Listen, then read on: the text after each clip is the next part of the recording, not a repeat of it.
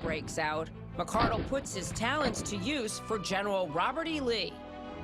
He joined the Confederate Army, and he was a map maker.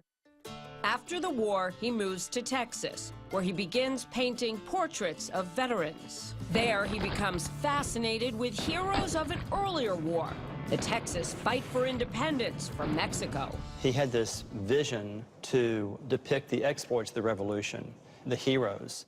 Historian Sam Ratcliffe specializes in Texas battle paintings.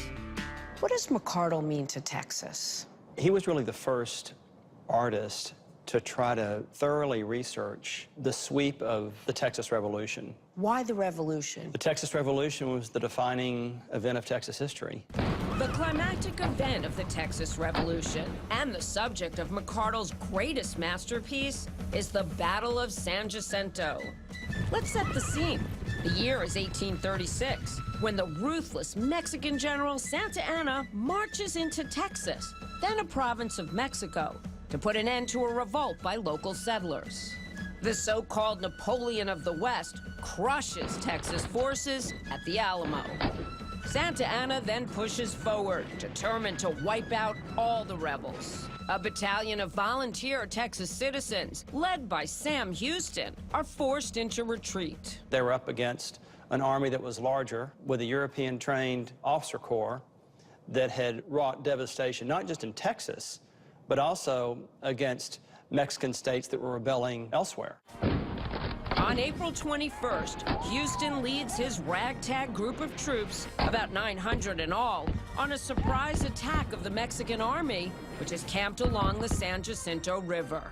As they charge, the soldiers shout, "Remember the Alamo!"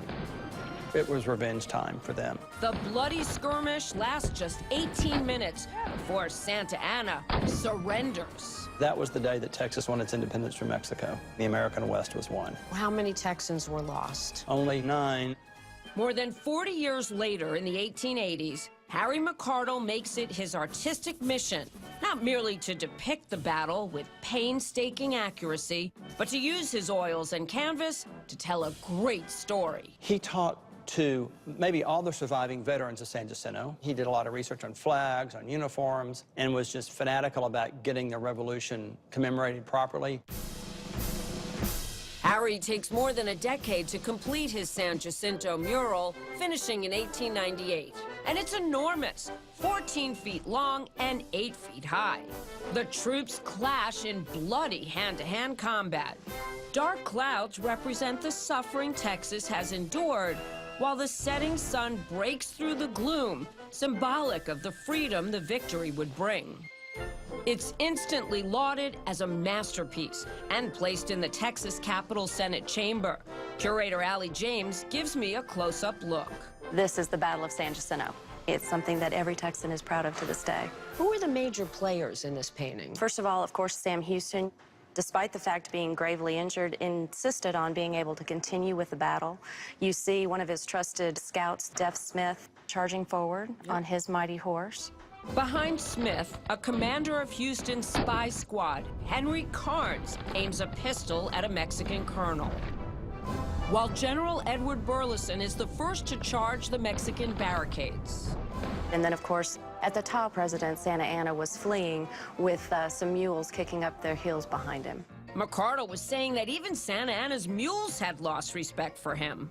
It really tells, I think, in one sweeping gesture, such an incredible story. It really helps to define what it means to be a Texan. So much so, the artist becomes a legend himself. How well known is Harry McArdle to Texans? It's absolutely amazing. In the Capitol alone, he has 6 pieces. Including this portrait of Stephen F. Austin, the father of Texas, and another gigantic mural titled Dawn at the Alamo that also hangs in the Senate chamber.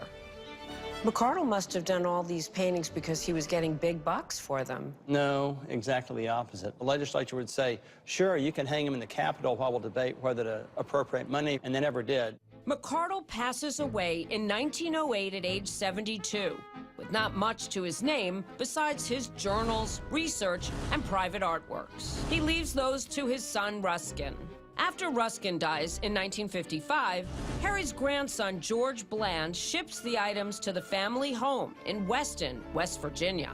And everything went to the 3rd floor, and that's where it remained. And that was ultimately just more stuff from another relative and just kind of got packed away for later.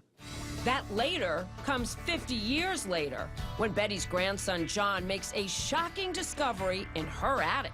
It was just kind of leaned against a wall underneath a tarp and very, very dirty.